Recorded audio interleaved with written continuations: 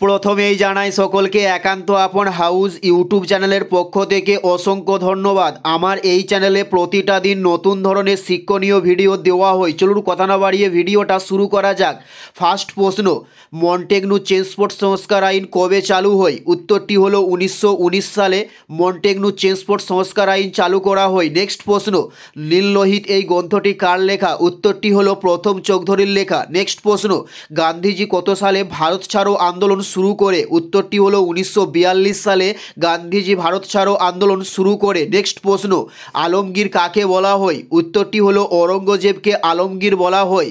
উত্তরটি হলো ঔরঙ্গজেবকে আলমগীর বলা হয়। নেক্সট প্রশ্ন, সালোক সংশ্লেষে সবচেয়ে বেশি হয় কোন আলোতে? উত্তরটি হলো লাল আলোতে সালোক সংশ্লেষ সবচেয়ে বেশি হয়।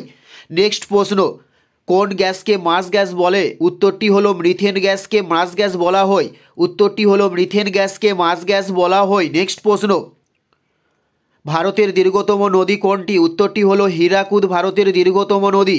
উত্তরটি হলো হীরাকুদ ভারতের দীর্ঘতম নদী। নেক্সট প্রশ্ন, ভারতের লৌহ মানব কাকে বলা হয়? উত্তরটি হলো সর্দার বল্লভভাই প্যাটেলকে ভারতের লৌহ মানব বলা হয়ে থাকে।